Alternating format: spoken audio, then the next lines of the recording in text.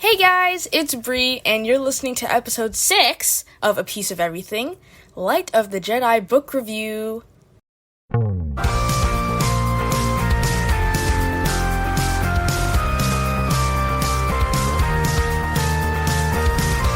Hey everyone, how is it going? It's Bree here, as always, and as I did not promise, I am here 2 days late. Well, I mean, by the time this goes up, it's probably going to be 3 days late, but, I'm just going to stop using specified dates for upcoming episodes from now on, because I clearly cannot stick to that. But anyways, welcome back to episode 6 of the A Piece of Everything podcast. If you're new, then just welcome. Super glad to have you. And yeah, this is A Piece of Everything, where we are known for just chillaxing and talking all about Star Wars, Marvel, DC, plus whatever. And today is going to be super awesome. Well, not that it's not normally awesome, but I have a super, really cool episode prepared for you guys today. And you know why? Because we're breaking down anything and everything about the Star Wars novel and our very first novel on the show, Light of the Jedi. Okay, so I know that I'm a little bit behind on this, and there have been plenty of other Star Wars novels and stuff like that to come out since Light of the Jedi. Not just High Republic stuff, but also like the Thrawn Ascendancy trilogy has just finished up, and I've been mentioning Ronin to you guys a lot too, so stuff like that.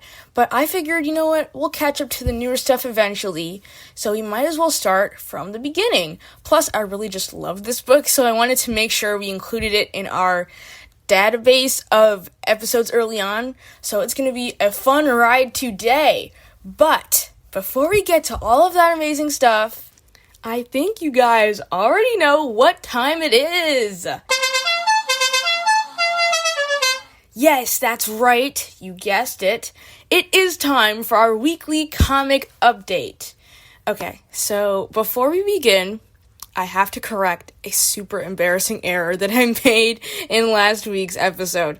It's a shame that I said what I said. I know I'm better than this, I promise. But just in case you really don't know what I'm talking about, last episode, I was talking about the My Hero Academia World Heroes Mission movie being in theaters, and I made a horrible mistake, and I said that it would only be in theaters for a week, and I was so wrong.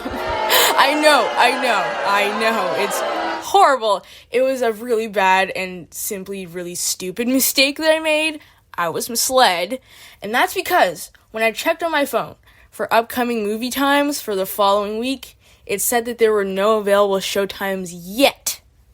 So, very much mistakenly, I took that as it's only going to be in theaters for 5 days, when all it was that we couldn't see that far into the next week what movie showings were happening. So, that was really bad, especially speaking of the fact that I used to work in a movie theater, so that makes it even worse.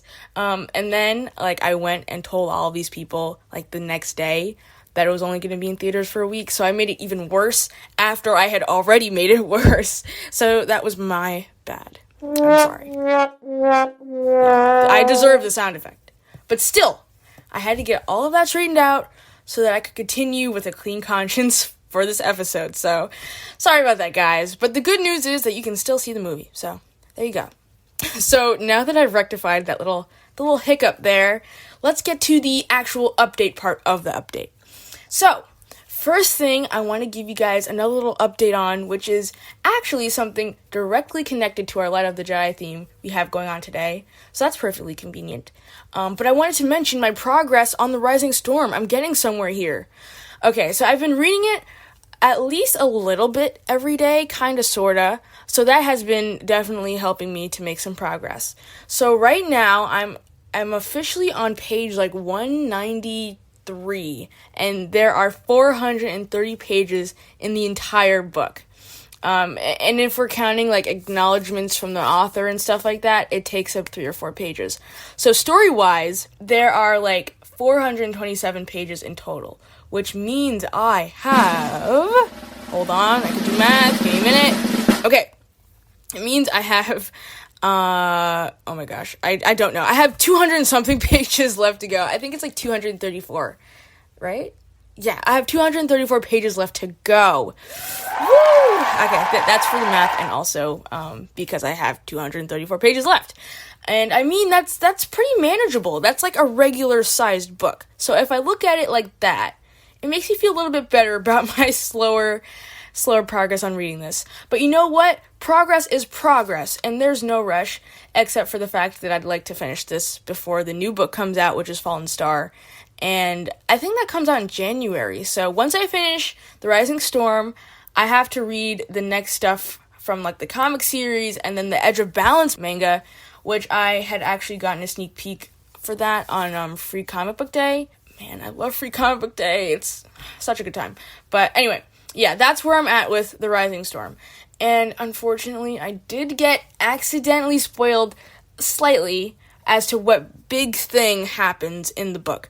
Not for details, though. I don't know any details, but I can live with what I know because you can kind of, sort of, but not clearly see the book going in that direction, if you know what I mean. I won't get specific about it, but I'll leave that for our actual Rising Storm review. But yeah, as of right now, in this moment, I will say that I still think Light of the Jedi is the better book from the two, but we'll see. I don't know how everyone else feels about that. That's just my opinion. But, you know, who knows? That could change. I'm not sure because I'm not even done with the book yet. But I am really enjoying reading it right now. So, yeah, that's The Rising Storm for you. And also, just bouncing off of that into more Star Wars booky stuff. Okay, I'll give you a scenario, right? I was in my basement. And you know, like, how you'll normally be in your basement, and, you know, just looking around, I was looking for something, and I came across a Star Wars book that I was unaware I even had. And I feel like I've definitely seen it around over, like, the past few years, but that was when I didn't care about Star Wars, so I didn't even care to take a look at it, or I didn't even know what it was or anything. And it's pretty beaten up, because I'm pretty sure it's been all different places in my house and through a variety of boxes or whatever. But I am willing to give it a shot. And it is the Star Wars The Force Unleashed book by Sean Williams. Now, I don't know about you guys, but I did not know that The Force Unleashed had a book, like, at all. And I'm just happy with the fact that I know what The Force Unleashed is now, and that's why I even cared about finding this laying around. But for those of you who don't know what The Force Unleashed is, it's a video game, a non-canon video game, by the way, about Darth Vader's apprentice? Is that the right word? Yeah, I'm pretty sure that's what you can call it. But yeah, Darth Vader finds this kid during like an Imperial raid or something like that, if I remember correctly. And instead of killing this kid, he raises him in the dark side, and he tries to, like, use him, and his name is Starkiller, to try to take down the Emperor, which is a really cool idea. It's totally not canon, but it's cool. And I only know this because I tried to watch the gameplays for, you know, the game, but the graphics bothered me, and I couldn't get through it. Yeah, but the graphics for that game, and also Knights of the Old Republic, they're a little tough to watch, but that won't be a problem soon enough for Knights of the Old Republic, since that's going to be remade, as I'm sure you guys know already, so that'll be cool to follow. But yeah, I have the book for The Force Unleashed, apparently, so I'll read it and I'll see how it is. I never hear anyone ever mention this book. I've never heard of it before, so if anything, that would make me a little skeptical. Like, if it's good, I should have heard about it already, so I'm not placing my expectations too high for it, but I'm interested to see how it is. So we will see about that. Yeah, so alrighty, The Rising Storm and The Force Unleashed books. That's all the Star Wars stuff I wanted to mention for the update this week. So now, moving on to our Marvel items. So as of the 12th of this month, which was 4 days ago in simplified terms, Shang-Chi is officially on Disney Plus now. Yeah, woo! That's so cool. So that is some really awesome news. And it's kind of weird thinking that I can just watch it now when it's been in theaters for what seemed like a really long time. But it's really cool. But now that we can just watch it whenever, it's going to make it a lot easier for me to do a review on it and not have to, like, try and remember everything from something I watched like a month ago. But yeah, I'm looking forward to having such a great movie like Shang-Chi at our fingertips now. So, yeah, that's really cool. And I think Disney Plus Day, that it came out on Disney Plus Day. So, I think there was a bunch of other stuff that also got released, which I don't know what the other things are. But, yeah, Shang-Chi on Disney Plus. We can watch that now. And also, speaking of other Marvel movies, Eternals. Guys, I know I had said last episode that I would have seen it by now, but unfortunately, I have still not seen it. And man, I'm just lying all over the place, like, this week, or last episode, really. I lied a lot last episode. I am so sorry. But no, I still haven't seen Eternals yet. I have heard things about it, though. So, if I'm accumulating everything I've heard about it, what I'm getting is that it's an okay movie. I haven't heard the words extraordinary or amazing being used to describe it.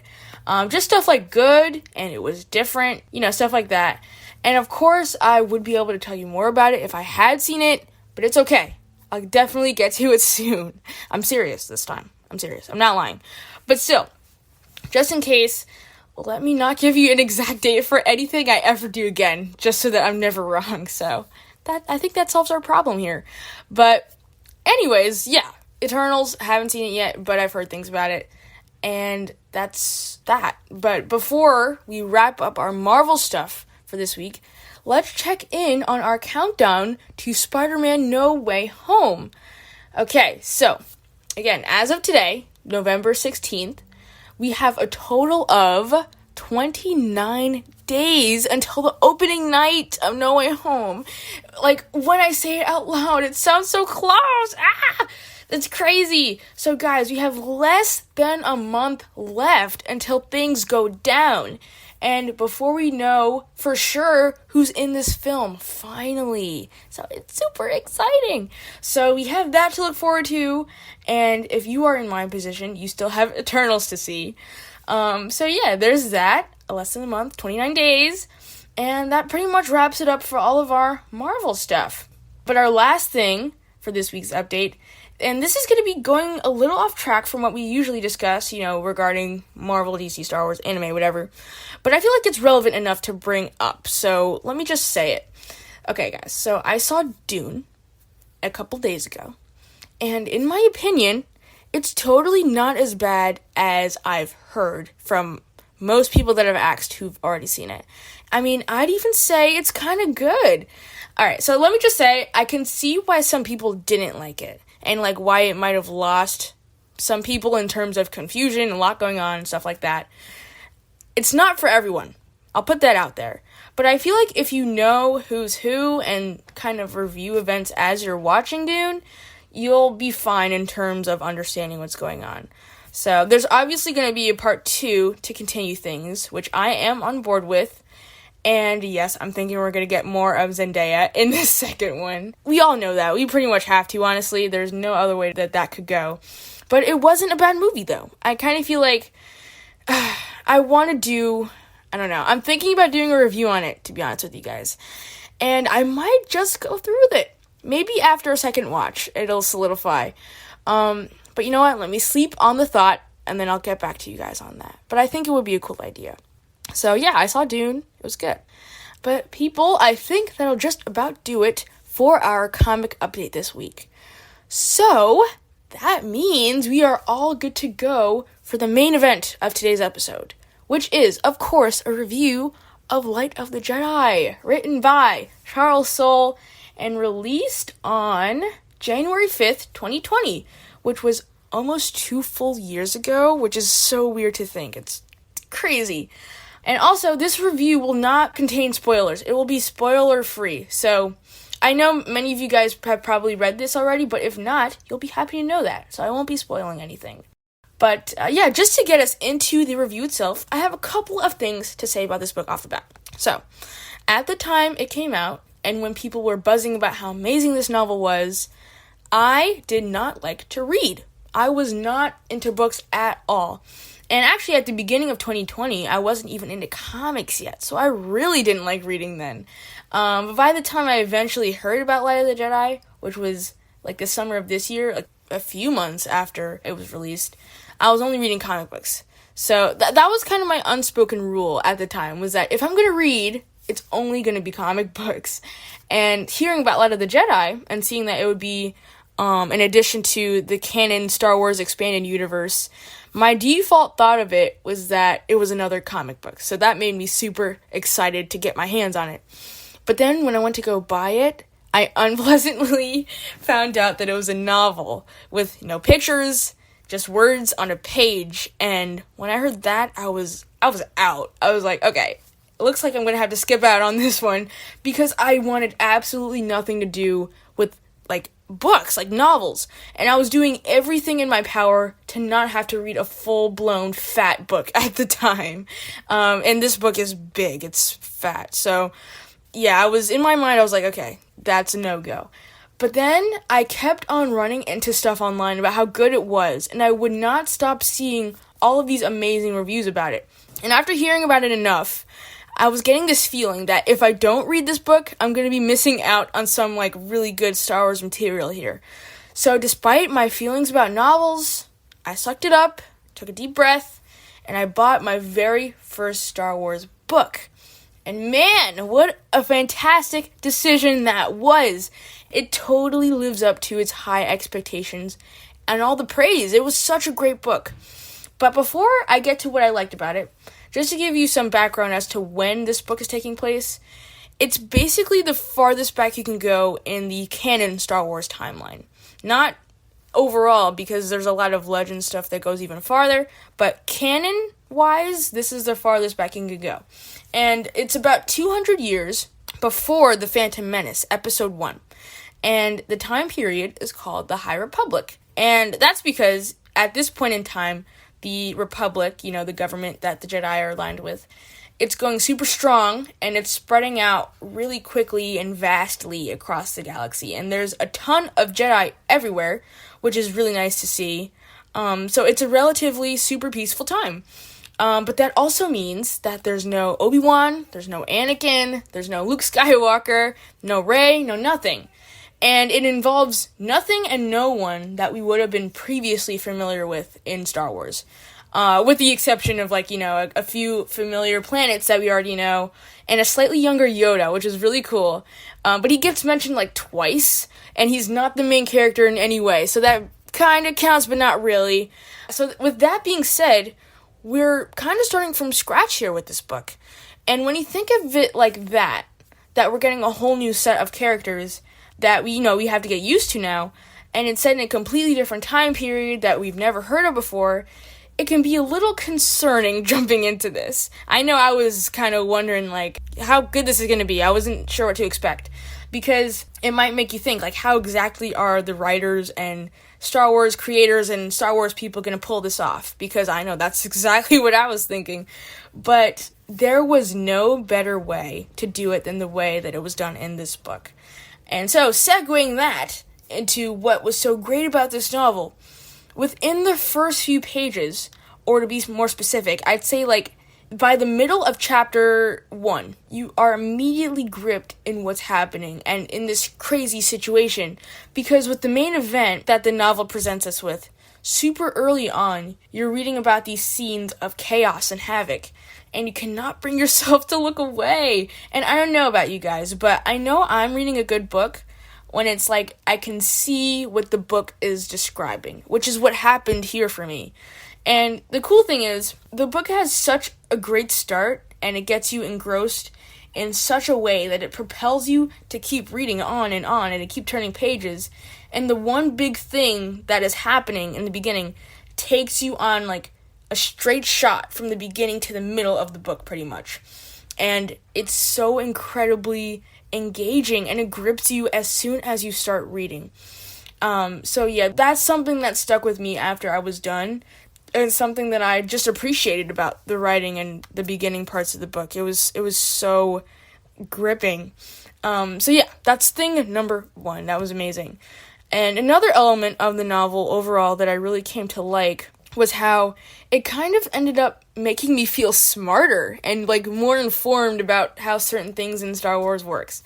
And just to explain that, it just made you be able to get a lot more insight about smaller details that in the past I've otherwise overlooked.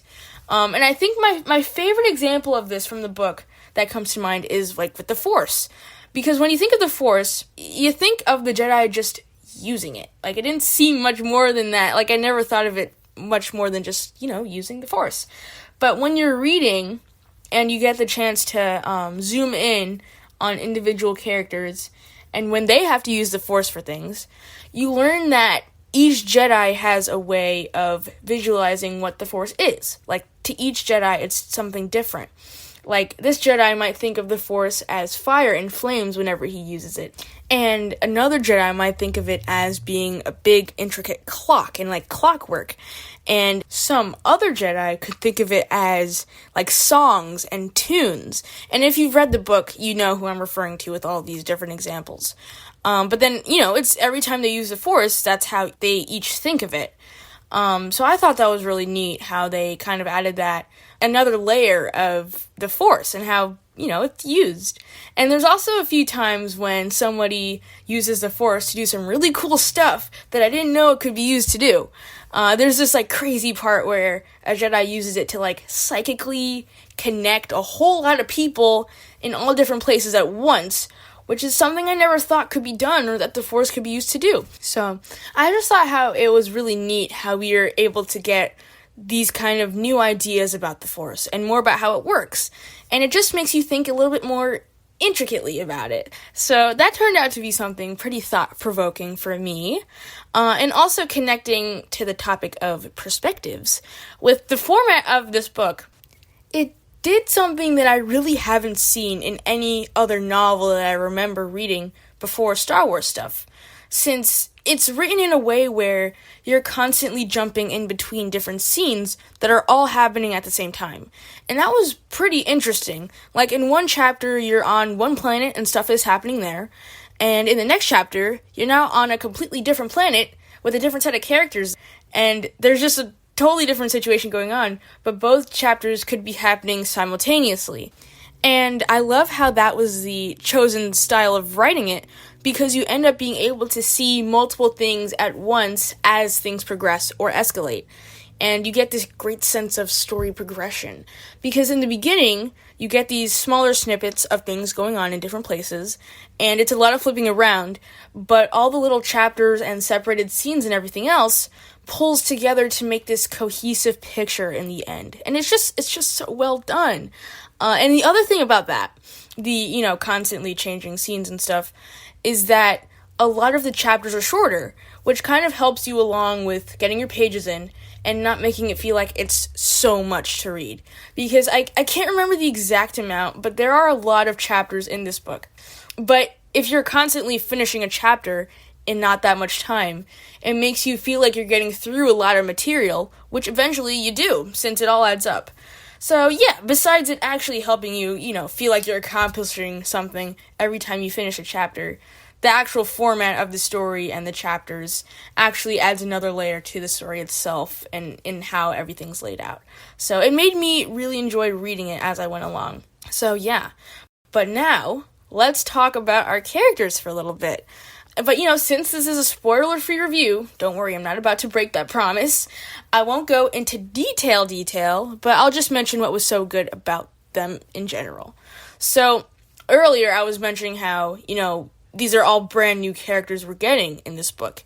And since many of us love the already well-established characters in the Star Wars universe, it can be hard to care about a brand new set of people that are completely unrelated to what we already know. And I remember thinking about this right before I started reading. Like, how are they going to make these new characters matter? But I gotta say, they really made it work. And I think a huge part of the writer, Charles Soule, being able to accomplish that, making us feel and actually be concerned for the people in the story, is just because of the crazy stuff they go through. And because they have to deal with a lot. And just seeing what the Jedi especially have to do in such crazy situations and the heavy-weighted things that they go through in this book, it just makes you care, and it makes you not want them to die. And also, not to only talk about the Jedi, but the new villains, or I mean, I'll say threat. That's a bit of a better word. The new threat that we get in this book is not like any we've gotten before in Star Wars material, or at least as far as I know. So even this new threat grabs your attention and has you wondering what they're about and what's going on with this new threat. Plus, besides how everyone reacts under pressure and, to life or death stuff, just seeing how the characters interact with each other ends up contributing to how you feel about them. Like, for example, you see a couple of, Jedi who are friends, some dynamic there, and some really cool master and apprentice pairs, which if you guys remember from the Visions reviews, I love to see that. You would know. And also a few, not so good guys who are just intriguing to follow while reading. So by the end of this novel, you'll see that we get some really top-notch characters out of the story, and the groundwork that's laid for them here sets you up down the road for when you see them again in other High Republic stuff too. And, having started reading The Rising Storm already, and some of the, other comics for the series, Into the Dark, stuff like that, you can tell that things are being really well thought out all the way from Light of the Jedi onward. Because, this is just the beginning. And you can see that all of these characters and events and such are meant to carry over and have ripple effects beyond Book 1. So it's really awesome to see pretty much ground zero for this new time period and how we've already, started to get to love these new characters. So I appreciated how that was done as well. And as I'm sure you guys can probably tell by now, there's quite a few things that I really, really just love about this book. However, that pretty much covers everything off the bat that I wanted to, just say that I loved about this. And before we talk about plot pacing and all that jazz, let's get to things that were not too great in this book.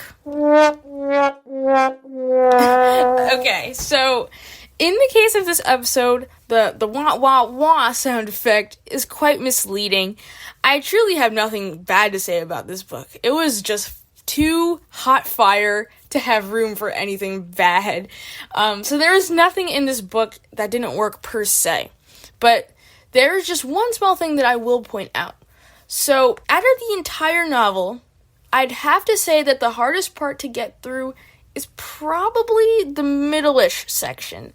And I'm saying that just because the crazy event that we're introduced to in the beginning, and that has, that carries you through all the way to the middle, starts to transition into something else, towards the middle of the book. And the scene starts to change a little bit, and the plot just slows down for a little while.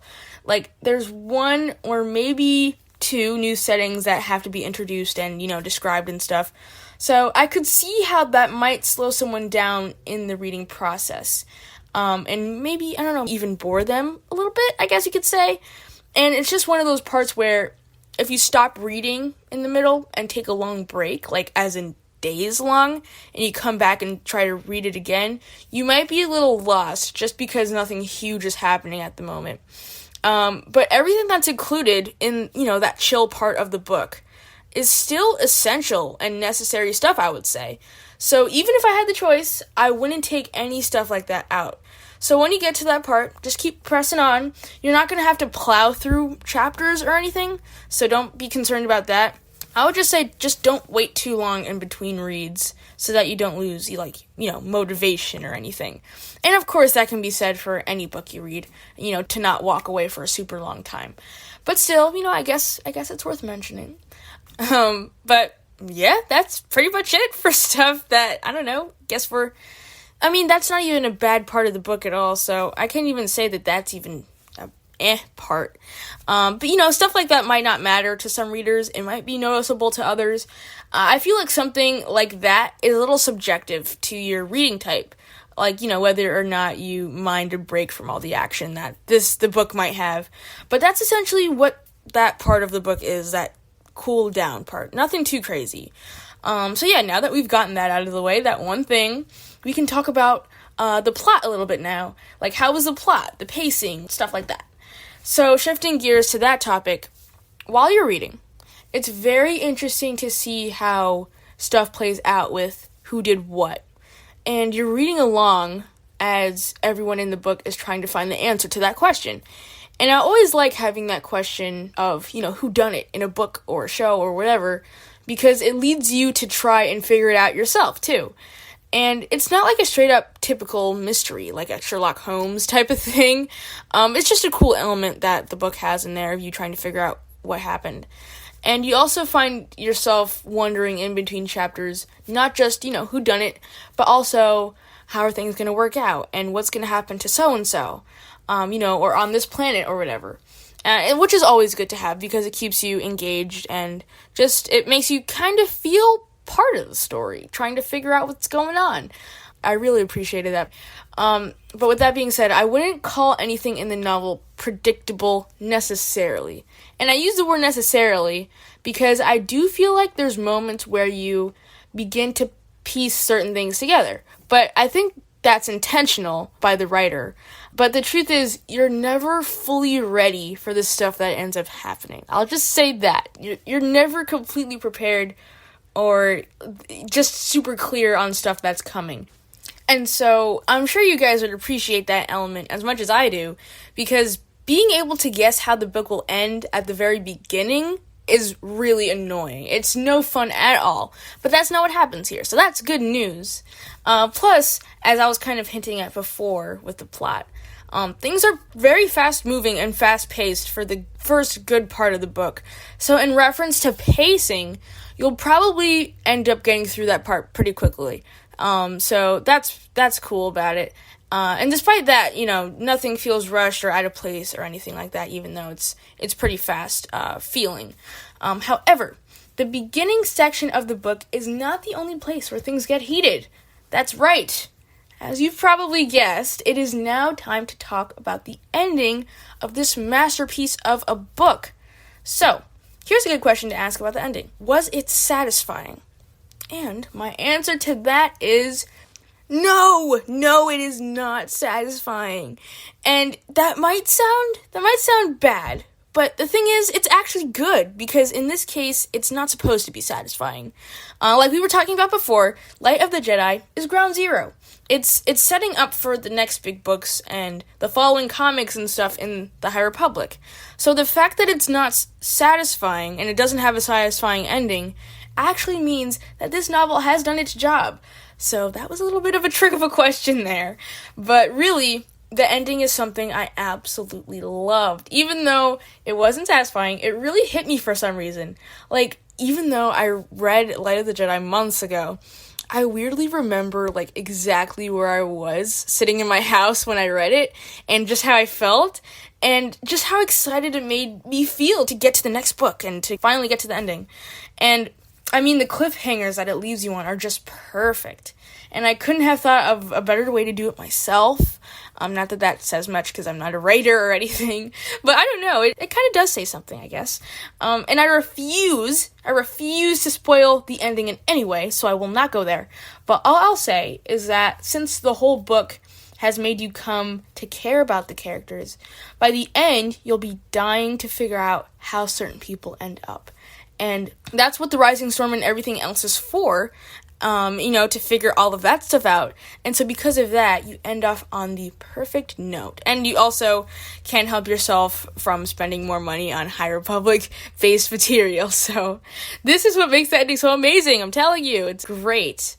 Oh, man. Now has come the moment we've all been waiting for. And that is my final words of recommendation. Can we get a drum roll, please? Thank you. Okay, so final thoughts on Light of the Jedi for me. So before I say what I want to say here, I want you guys to know that this book is what got me back into reading. I know I said a little bit about this before in the beginning, but it really is. And I could have cared less about books before this, and now I have a bunch of other Star Wars books because of how top-notch this one was. So this book has worked wonders for me. I'm just putting that out there. So even if you don't find yourself reading fat books or sci-fi-ish stuff or Star Wars or much of anything, like me, how I was, or even if you know a relatively small amount about Star Wars in general, I still believe that you could find a way to enjoy this. And also, as a side note, when I say sci-fi, I wouldn't put this in your typical sci-fi category like books like Ender's Game or anything like Ender's Game. I can only use Ender's Game as an example because I really don't know any other sci-fi stuff. It's a different kind of sci-fi than that. It's less science-y, I guess you could say, from, your typical science fiction category stuff. But anyway, the book itself is able to speak on all these different levels of fans out there, since it's not stemmed in a bunch of information that you have to know previous to reading it. And that's not something you're going to be able to do with the other books in the High Republic series. You really have to read Light of the Jedi before anything else, because everything else is connected to Light of the Jedi after it. So, yeah, Light of the Jedi is the only one you can do that for, where you just read it. But anyways, even if you're not quite into Star Wars, there's a chance you might be after reading this novel. Maybe, maybe not. But I think that there's a really good chance of it, and that it's definitely worth giving a shot. So for me personally, I think Light of the Jedi is worth a 10 out of 10 for sure. It was hot fire.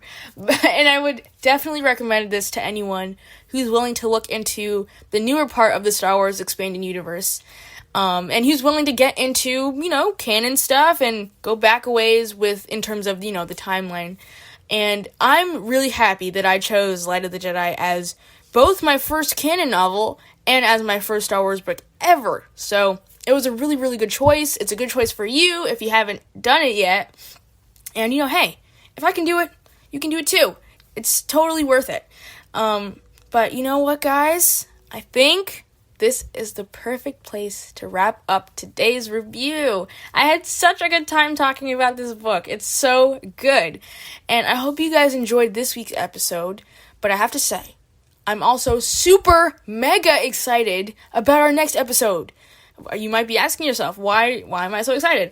Because our next episode, it's going to be all about one of my very favorite DC animated films, Under the Red Hood. And guys, this is just undescribably good.